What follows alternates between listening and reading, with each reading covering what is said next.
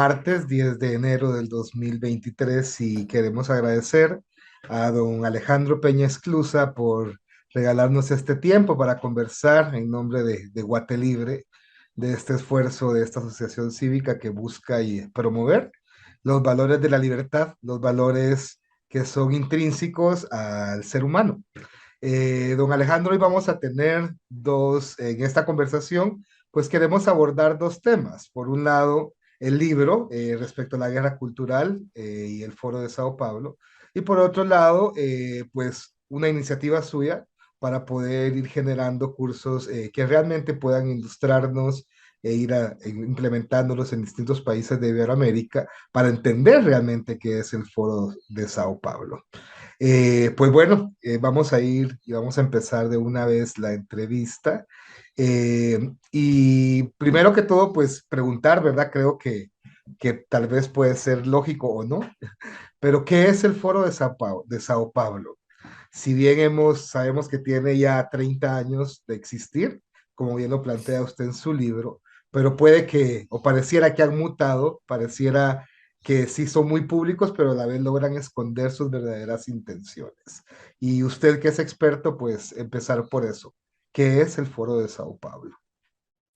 Bueno, ante todo, muchas gracias por la invitación, muy honrado. Y para ir directo a las respuestas, el Foro de Sao Paulo es una organización de partidos políticos creada por Fidel Castro y Lula da Silva en julio de 1990, después de la caída del muro de Berlín, como respuesta al derrumbe del comunismo en la Unión Soviética. Entonces ellos buscaron sustituir el apoyo que recibían de la ex Unión Soviética por un intercambio de respaldos entre partidos políticos marxistas de toda Iberoamérica. A la reunión original, que fue en la ciudad de Sao Paulo, por eso se llama así, auspiciado por el Partido de los Trabajadores, asistieron 68 grupos políticos provenientes de 22 países de Iberoamérica y el Caribe. Y desde ahí pues se fundaron.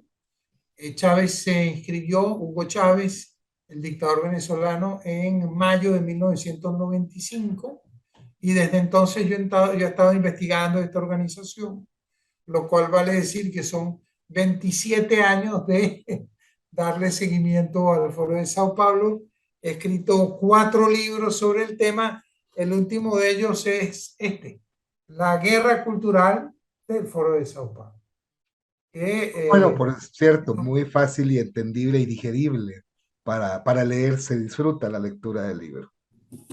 bueno, además tengo la alegría de mostrarles la versión en esloveno. Este es el mismo libro, La guerra cultural del Foro de Sao Paulo en esloveno, porque el libro ha sido publicado en inglés, en portugués, en italiano, por supuesto en español, varias ediciones, y ahora en esloveno. Entonces, sí, le he dado seguimiento a esta organización que se ha convertido pues, en la estructura política más poderosa de la región, puesto que en este momento cuenta con 12 presidentes en ejercicio, cosa que no había logrado ninguna otra corriente política en la región, ni la democracia cristiana, ni la socialdemocracia, ni las corrientes liberales. 12 presidentes a la vez, no. Esto solo lo ha logrado el Foro de Sao Paulo. Por lo tanto, hay que estudiarlos, hay que conocerlos, y ese ha sido mi objetivo, darlo a conocer. Alejandro, hay una palabra importante que usted menciona ahora y es organización. Y más de 30, o podemos ir más, incluso más allá de 30 años, y es lo que usted aborda también en su libro. Es una historia bastante más larga, tal vez incluso de 60 años o más de ellos, ¿verdad? De un marxismo comunista que ha ido migrando y que muta y que cambia de nombre hasta llegar ahora a un progresismo. Pero hay esa palabra clave, organización. O sea, detrás de ella hay una estructura, hay una estrategia. Eh, ¿Cómo cree usted que han aprovechado el sistema, pues estas organizaciones, ¿verdad? Para ir llevando un trabajo tan estructurado que llegó a tomar posesión o que tiene ahora bajo control a las grandes organismos o instituciones que demostraban pues la civilización de Occidente, como Naciones Unidas, como organizaciones religiosas, pero que hoy pareciera que están bajo su control. ¿Cómo ha sido ese trabajo? Bueno, ellos tienen una gran ventaja sobre los sectores democráticos y es que actúan de manera supranacional, se articulan internacionalmente, se unen, ¿verdad? Y todos toman decisiones sobre todos nuestros países.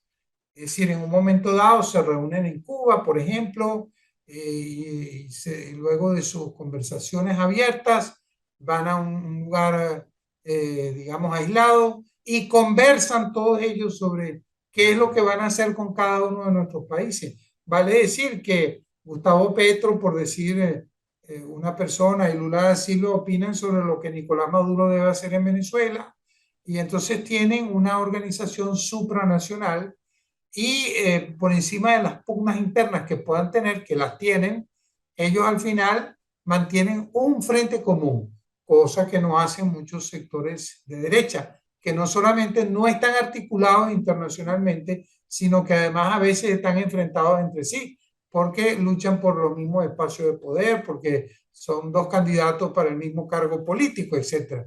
Entonces, esa articulación los ha ayudado mucho. Por otro lado, son gente que no cree en la democracia, lo del Foro de Sao Paulo, pero usan la democracia para llegar al poder y luego destruir la democracia desde adentro y permanecer en el poder. Eso es una característica también que dentro de todo lo malo es una ventaja que les permite avanzar. Finalmente está el tema del financiamiento. Ellos no tienen ningún inconveniente en recibir financiamiento ilegal, en vincularse al cartel de los soles en Venezuela o a la FARC y el ELN, que son carteles de la droga. Es decir, no tienen, no comparten valores, principios, no tienen escrúpulos en la toma del poder y eso les da, vuelvo a decir, de mala manera, pero les da cierta ventaja. Por eso es que los sectores democráticos también deben articularse para luchar en contra de ellos. Pero se disfrazan siempre de democráticos, se disfrazan siempre de ir a favor del más necesitado y se disfrazan incluso detrás de la ciencia. ¿Y cómo podemos explicar?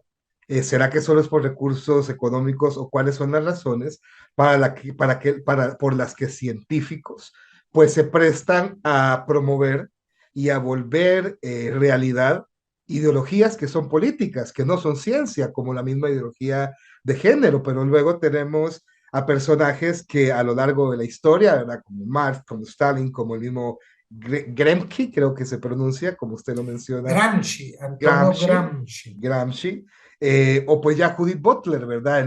Pues más contemporánea, cómo logran disfrazarse e incluso utilizar a los científicos que luego le dan credibilidad a estas que son ideologías políticas. A ver, Manuel, mire, yo escribí este libro porque yo me di cuenta que no bastaba dar la lucha política contra el Foro de Sao Paulo, sino que había que conocer las demás herramientas que ellos tienen, porque tienen otras herramientas de lucha, principalmente más que las políticas, son las herramientas de guerra cultural. Y usted ha dado en el clavo cuando habla de ideologías.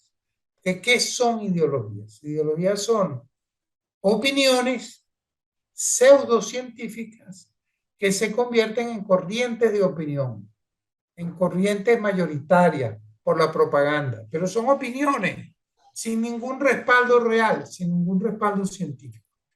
Entonces, basados en la guerra cultural, el Foro de Sao Paulo ha impuesto varias narrativas, varios relatos para confundir, para dividir, y todas estas narrativas están escritas en mi libro, están catalogadas capítulo por capítulo, las principales, y fíjese la palabra que utilizo, relato y narrativa. ¿Por qué? Porque en medio del relativismo que caracteriza al Foro de Sao Paulo, la verdad no existe. Para ellos no hay una verdad universal, no hay una verdad eterna, no se puede diferenciar entre el bien y el mal.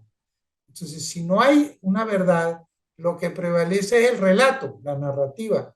Yo invento una opinión, le hago propaganda a esa opinión y yo trato de imponer esa opinión sobre el resto de los ciudadanos y de esta manera pues conquistar el mundo de las ideas para imponer el proyecto. Eso es lo que ellos han buscado.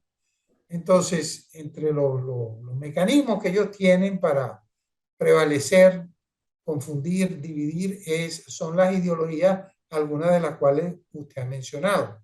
La ideología de género, ¿para qué? Bueno, para confundir a los jóvenes y destruir a la familia. El aborto, que también es una ideología, ¿para qué? Bueno, para degradar al ser humano y destruir a los jóvenes.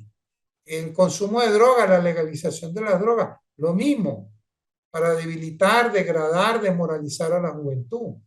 Y lo importante de todo esto que está ocurriendo en la humanidad es que no se trata de algo espontáneo, sino que es un proyecto deliberado que tiene dinero por detrás, que tiene organización, que tiene estrategia de difusión.